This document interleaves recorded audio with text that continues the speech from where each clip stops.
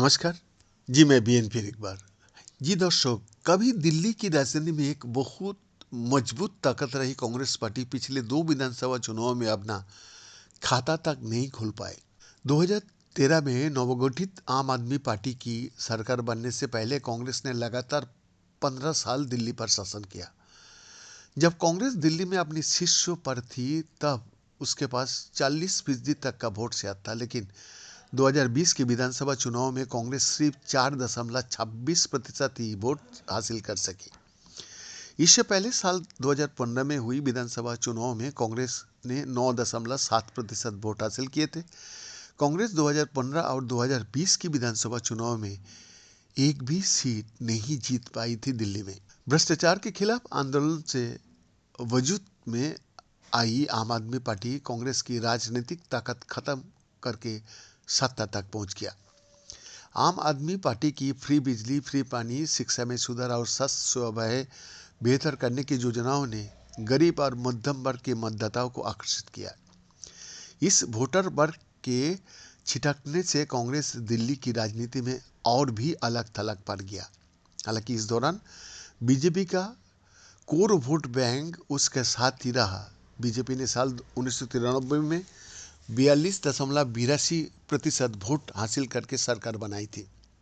इसके बाद के चुनाव में बीजेपी की वोट प्रतिशत में उतार चढ़ाव तो हुआ, लेकिन पार्टी का समर्थक वर्ग उसका साथ ही डटे रहे।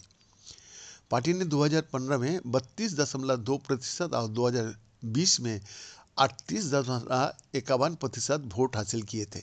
ये आंकड़े से ये स्पष्ट है कि दिल्ली में कांग्रेस का वोट बैंक में आम आदमी पार्टी ने सेंध लगाई। अब एक बार फिर दिल्ली में चुनाव है। इंडिया गठबंधन के तहत एक साथ लोकसभा चुनाव लड़ने वाले आम आदमी पार्टी और कांग्रेस पार्टी अब अलग अलग चुनाव लड़ रही है और एक दूसरे पर आक्रामक भी है। कांग्रेस की पूरी कोशिश है कि वो अपने पुराने मतदाता वर्ग को वापस अपनी तरफ आकर्षित करे। विश्लेषक मानते हैं कि अगर ऐसा हुआ तो इसकी सीधी कीमत आम आदमी पार्टी को चुकानी पड़ सकती है। वरिष्ठ पत्रकार विनोद शर्मा कहता है, कांग्रेस के पास दिल्ली में खोने के लिए कुछ नहीं है।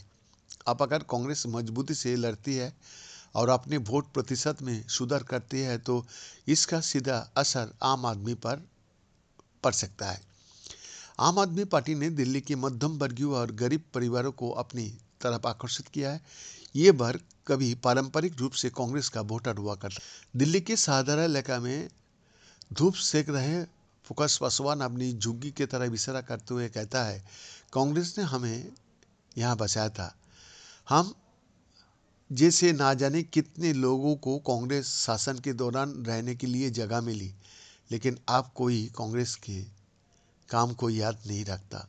खैर, इसी तरह बहुत सारे आदमी है दिल्ली में, मगर इस बार दिल्ली चुनाव में अगर आम आदमी पार्टी के साथ नेक टू नेक फाइट करे राहुल गांधी और प्रियंका गांधी का कांग्रेस दल दिल्ली विधानसभा चुनाव में, अगर ऐसा हुआ, पकड़ लीजिए कांग्रेस किसी भी तरह 10 से 12 सीट मिल गया कांग्रेस को, आम आदमी पार्टी 20 सीट मिला, तो इसमें आराम से भारतीय जनता पार्टी सरकार बना सकता है। मगर अगर आम आदमी पार्टी को 27 सीट और कांग्रेस को 10-12 सीट मिल जाता है, तब देखिएगा आम आदमी पार्टी कांग्रेस के साथ मिलकर सरकार बनाने की कोशिश करेगा।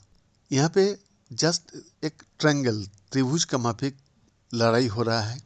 कांग्रेस इस बार दिल्ली विधानसभा चुनाव में बहुत अच्छा फल करेगा, ये हम लोग ने शुरुआत का दिन से बोल के आया हूँ, अभी भी बोल रहा हूँ। बीएन का एक्सक्लूसिव रिपोर्ट।